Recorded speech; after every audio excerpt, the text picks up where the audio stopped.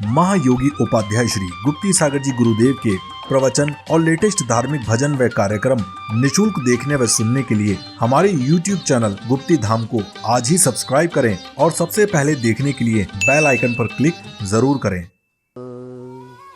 जय बोलिए अंतिम तीर्थेश भगवान महावीर स्वामी की जय।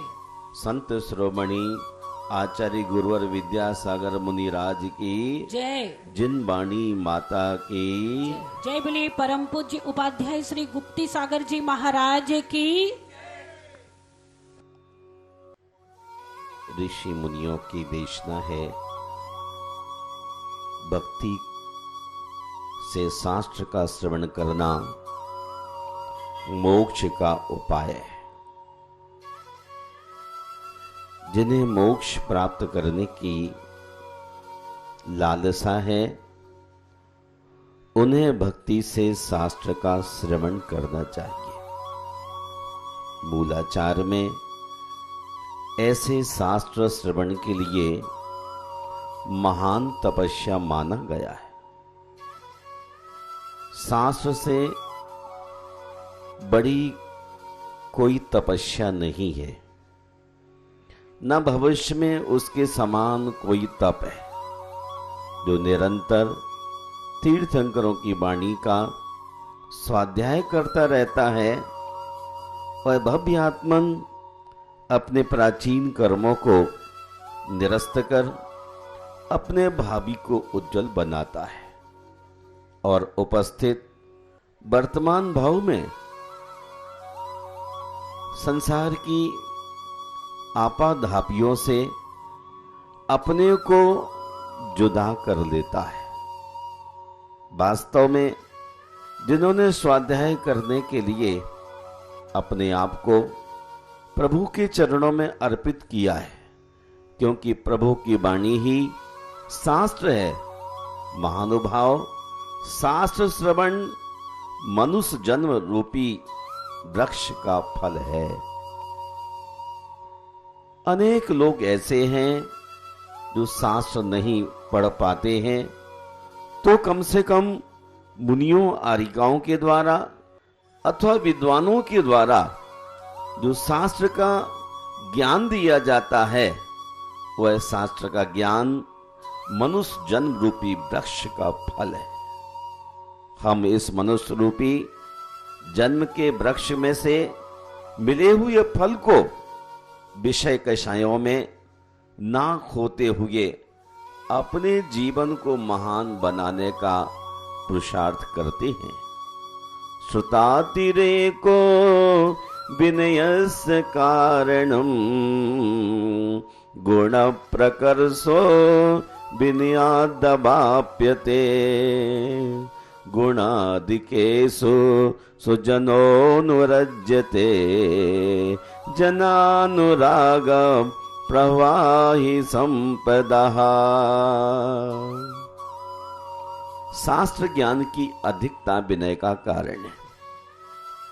जो बहुश्रुतवान होता है उसके जीवन में विनय होती है और वह तीर्थंकरों की अरहंत केवलियों की आचार्य उपाध्याय और साधु की विनय करने में कहीं चूक नहीं करता है। विनय से गुणों की प्रकर्षता अधिकता प्राप्त होती है।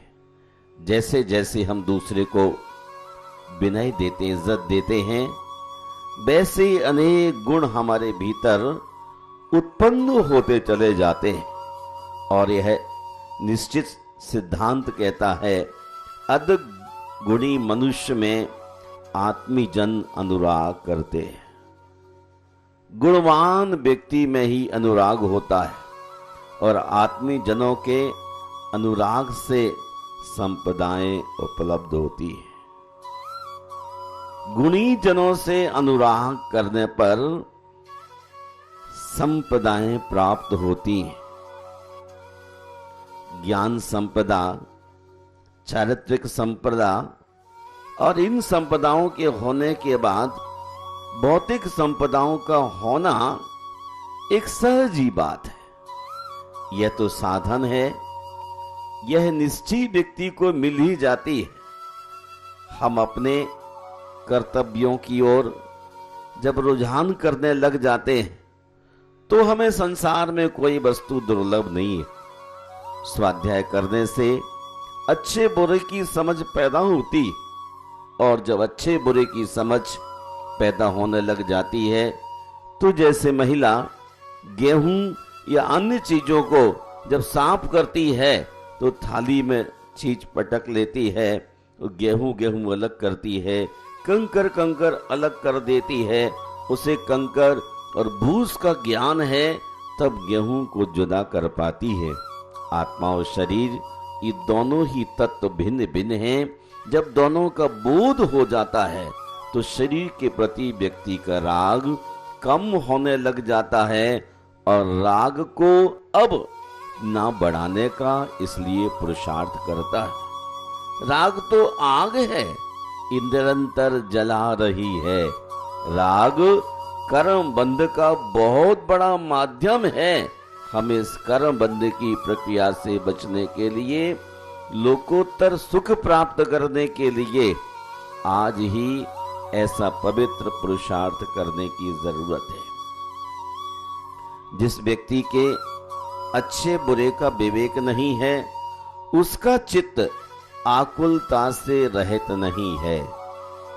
जिसके बल नहीं है, जिसके धन नहीं है, उनका मनुष्य का आकार रूप ये चर्म निर्मित कुत्सित यंत्र को देखो हे मित्र, कैसा संसार में घूम रहा है। हम इस यंत्र को देख देख अनंत काल से अब भी अपने जीवन को मधुर या श्रेष्ठ बनाने का उपाय नहीं कर पा रहे हैं। जैसे आचार्य भगवान पंचास्ती काय में कहते हैं, पारो नत्थि सुदीनम कालो तुबो भयम च दुम्मेया, तिन्नी वरी सिक्खी अब्बम जमजर मरणम खयम कुणी। हे भव्य आत्माओं, इस संसार में कौन सी चीज श्रेष्ठ है? शास्त्र या दौलत? कौन सी चीज अच्छी है? तो कहते हैं पारो नत्थि सुदीनम। संसार में श्रुत भी अपार है और दौलत भी अपार है। हम इस बात को समझें कि शास्त्रों के स्वाध्याय करते करते करते भी हमारे जीवन में आनंद की अद्भुत अनुभूति होना चाहिए। लेकिन जिंदगी छोटी सी लेके आए हैं, अब क्या करें? छोटी सी जिंदगी में भी हमें ऐसी कुछ डिजाइन करना है जो हमारा अगला भविष्य बना सके। पारो नत्थि सुदीनम कालो थो वयम च दुम्मेया, तिन्नी वरी सिक्खी अब्बम। और देखो, बड़ी विचित्रता है, हम आपकी बुद्धि कैसी है? वयम च दुम्मेया, दुर्बुद्धि है। थोड़े से में अकड़ आ जाती है, आती है ना? थोड़े से में आदमी का मन कड़क हो जाता है। जैसे मिट्टी में पानी गिरा और पानी सूखा तो मिट्टी फट गई।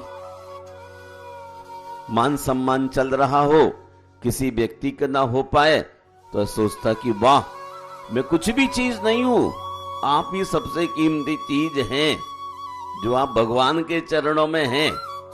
लेकिन एक माला और एक पगड़ी लगने से आदमी अपने आप को सोचता है कि मैं महान बन गया। इसी का नाम तो दुर्बुद्धि है। हम सच्चे देवगुरु शास्त्र के चरणों में अगर थोड़ा सा भी स्थान पा जाएं तो हमारी जिंदगी, मान वही मांगा जाता है जहां आपका समान व्यवहार जाति का चल रहा हो। लेकिन गुरु के चरणों में, जिन वाणी की सभा में अथवा अरहंतों के समाऊ शरण में हमें अपनी बुद्धि को दुर्बुद्धि नहीं सुबुद्धि बनाने की जरूरत है।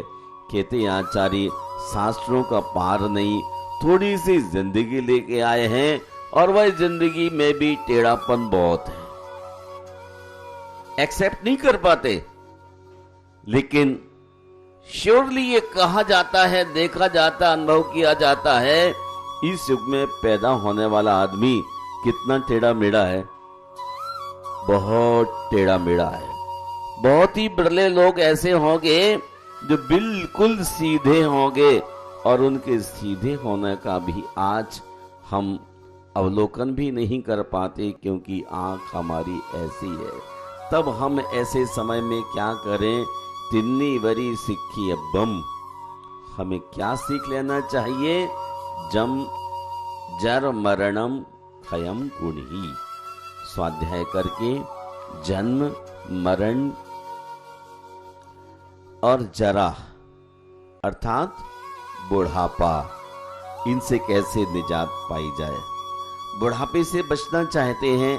हाँ, सभी लोग पलंग पर लेटे लेटे, पड़े पड़े या हाथ पांव टूटते हुए कौन अंतिम श्वास लेना चाहता है?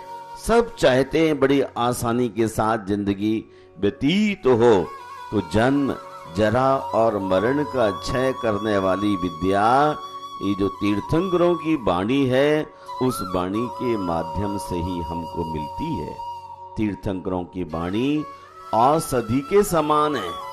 हम तीर्थंकरों की वाणी का कभी अनादर न करें, ये औषधि है। यदि उसका हम अवपान करते हैं तो हमारा मानसिक स्वास्थ्य अच्छा होता है। लेकिन हमारी ऐसी हैबिट है कि हम तीर्थंकरों की वाणी को श्रवण कर पाने में भी कम वक्त है।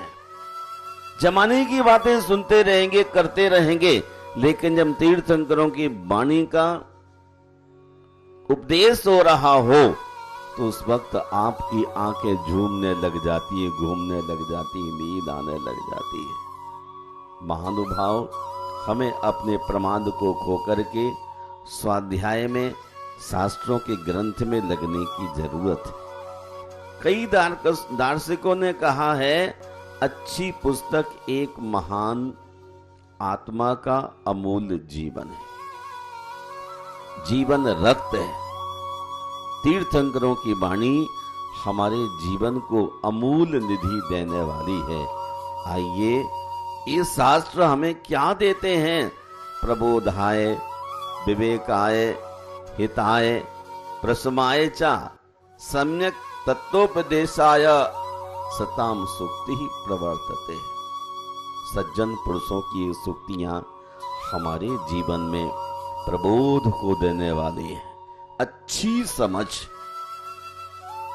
कौन सी समझ? अच्छी समझ, राइट डायरेक्शन में चलने वाली बात।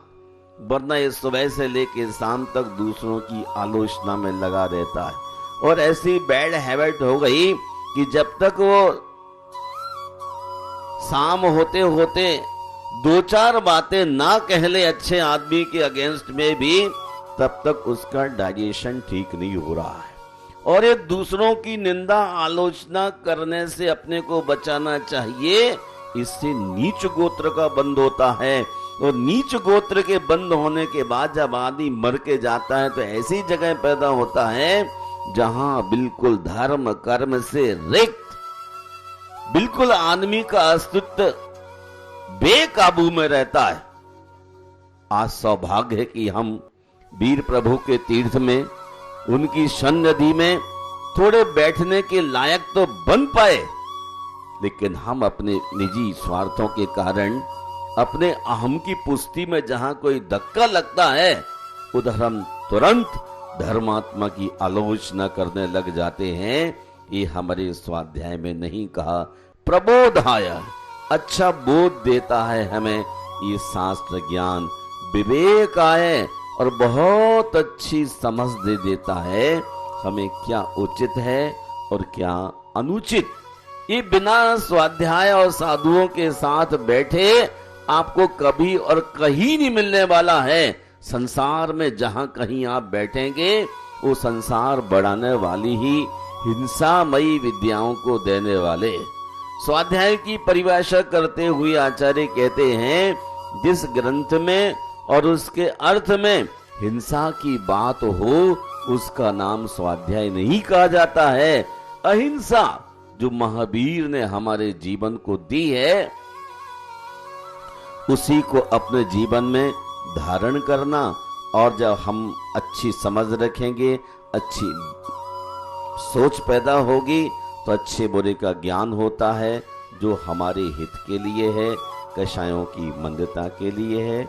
ऐसा हम आचार्यों, तीर्थंकरों का ज्ञान प्राप्त करके अपने जीवन को सफल और सार्थक बनाने का प्रयास करें। मनुष्य पर्याय की सार्थकता तभी संभव है जब प्रयत्न और पुरुषार्थ पूर्वक सच्चे स्वाध्यायी बनकर के अपने जीवन को महान बनाएं। कल आपने पार्श प्रभु के महत्व को समझा, देखा, अनुभव किया। उन्होंने अपने लक्ष्य को प्राप्त कर लिया। हमें लक्ष्य को प्राप्त होना है। उन्होंने लक्ष्य को प्राप्त कर लिया, हमें लक्ष्य को प्राप्त करना है। लेकिन जब तक लक्ष्य प्राप्त नहीं हुआ, तब तक श्रावक के लिए और मुनियों के लिए अपने अपने आवश्यकों के प्रति सजग जागरूक रहते हुए अरहंतों की आराधना करना है। आपके क्षेत्र राणा प्रताप गुण मंडी में एक भव्य जिन मंदिर का निर्माण होने जा रहा है, जो निश्चय ही सम्यक दर्शन का एक ऐसा दस्तावेज देने वाला है, जिनको देख करके, अर्थात अरिहंतों को देख करके छोटे बच्चे से बूढ़े आदमी को भी सम्यक दर्शन का लाभ होगा। इसलिए हम उन बीतराग बिंबों के प्रति अपनी सहज श्रद्धा को प्रस्तुत करने के लिए एक अवसर की तलाश में हैं। और महानुभाव, ऐसे अवसर की तलाश करने के पहले हमें एक फाउंडेशन, एक नींव, एक आधार बनाने के लिए इतने स्ट्रांग होने की जरूरत है, इतने स्ट्रांग होने की जरूरत है। जैसे कोई नदी के ऊपर विशाल पुल का निर्माण होता है तो बहुत मजबूत बनाया जाता है, वैसे हम अपने प्रभु को स्थापित करने के पहले एक बहुत मजबूत, बहुत स्ट्रांग नींव रखने जा रहे हैं, जो भारत में आज तक कहीं नहीं रखी गई है। और उस नींव में आपके प्रत्येक व्यक्ति के परिवार की शिला, एक शिला हजारों साल तक इस बात की आपको खबर देगी कि मेरे परिवार ने संकट हरण पार्श्वनाथ भगवान के मंदिर की शिला रख करके पुण्य का अर्जन किया है। हमें कहीं चूकना नहीं है। होटल में जाते हैं, मॉल में जाते हैं, और जिन चीजों की आवश्यकता नहीं उनको ही परचेज करके ले आते हैं। जब कभी कोई बात चली संसार की तो आप अपनी आवश्यकताओं से भी ऊपर निकल गए। लेकिन जब कोई भगवान के भवन के निर्माण की बात बनती है, त्रिभुवन तिलक जहां विराजमान होना है, उनके लिए हमें एक स्ट्रांग भूमि की आवश्यकता है, दिव्य भावों की आवश्यकता है, और सहस्र शिलाएं कम से कम इस भगवान के भवन के नीचे लगा करके हम भव्य प्राणियों के लिए इस बात का संकल्प उठाना है कि जब तक ये शिला रहेगी तब तक मैं आपके प्रति श्रद्धावान रहूंगा। ऐसा एक सम्यक जुड़ाव पैदा करने के लिए उज्जैन इतिहास को हजारों साल तक बनाए रखने के लिए ये प्रयास का एक क्रम प्रथम बार होगा। ऐसे ही पत्थर की शिला रख देते हैं, लेकिन व्यक्ति का नाम और तीर्थंकर के अनुयायी हैं, इस बात की खबर उस शिला के माध्यम से होगी। इसलिए हर घर में हर व्यक्ति अपनी शिला स्थापित करके इस पुण्य से कतई वंचित ना हो। आप अपने लिमिट को देख लें पर शक्ति को ना छुपाएं। अपने लिमिट को देख लें किंतु शक्ति को ना छुपाएं। आज मनुष्य का लिमिट कोटा बड़ा होता है, लेकिन अच्छे काम को शक्ति छुपाते हैं और बुरे काम के लिए तुरंत फॉरवर्ड हो जाते हैं। मैं चाहूंगा कि पार्स प्रभु के इस मंदिर के फाउंडेशन में हर महिला, हर पुरुष, हर बालक और पलंग पर लेटा पड़ा बीमार आदमी भी अपने नाम के एक सला लगा करके इस बात को साबित करे कि हम तीर्थंकरों के अनुयायी हैं और जब तक धर्म रहेगा 18,500 वर्ष तक, तब तक ये जिनेंद्र की जय जयकार करने के लिए हम तैयार रहेंगे। इन्हीं शब्दों के साथ विराम लेता हूं और चाहता हूं कि जो जहां पर भी हो 22 तारीख के पहले से ही अपनी अपनी सिलाएं मिस्टर गोधा के लिए और कमेटी के जितने लोग हैं एक्टिव हो रहे हैं और आप भी तमाम लोग एक्टिव हो जाइए। ये तो पुण्य का खजाना है। मुझे नहीं कहा, मुझे साथ नहीं लिया, साथ कोई ना ले और अच्छा काम होता है तो भी दौड़ के पहुंच जाते, नहीं मेरा भी इसमें रख लीजिए सहयोग। ऐसे ही मंदिर के निर्माण में, फाउंडेशन में कोई भी जैन समाज का आदमी शेष न रह जाए, क्योंकि हजारों साल तक नीचे आपके परिवार की प्रशस्ति रहेगी और वो प्रशस्ति कहेगी आप सचमुच ही कमबख्त नहीं है ना, अच्छे आदमी थे, इसलिए फाउंडेशन के दिन भी आप उपस्थित थे, वरना काल में आपकी कोई खबर नहीं होगी, हजारों साल इस बात की सूचना रहेगी। इन्हीं शब्दों के साथ विराम लेता हूं और आज से ही आप अपनी अपनी सलाह यहाँ मिस्टर पवन गोधा जी के लिए या हमारे प्रीत बिहार के पवन जी, बीरन सोनी या जो वहाँ गणमान्य लोग सक्रिय हो रहे हैं, महिलाएं एक्टिव हो रही हैं, महिलाओं को भी मैं कहना चाहता हूं अपने शरीर की शक्ति का उद्घाटन करते हुए अपने तमाम साथियों के लिए ये नहीं कि थोड़ी सी अगरबत्ती की तरह सुगंध दी और सारा स्टॉक अंदर साड़ी खरीदने के लिए लगा लिया। ये बहुत हमारे अंदर का पाप है। लाख रुपए की साड़ी पहनना चाहेंगे, लेकिन जब सलाह लगाने का मन आएगा तो कहेंगे मात्र गोधा भैया ये छोटी सी मेरी ले लेना। साड़ी लाख रुपए की पहनना चाहेंगे और गोधा भैया ये थोड़ा सा, क्या थोड़ा सा अपने पास रखो, कभी और नई साड़ी में काम आ जाएगा। आप बहुत स्वच्छ मन के साथ जितना अच्छा भाव रखेंगे उतना ये जिनालय सुंदर बनेगा और सम्यक दर्शन के लिए कारण बनेगा और आपकी जिंदगी को महान बनाएगा। इन्हीं शब्दों के साथ विराम लेता हूं। जय बोलिए पार्श्वनाथ भगवान की। संत शिरोमणि आचार्य गुरुवर श्री विद्यासागर मुनि राज की।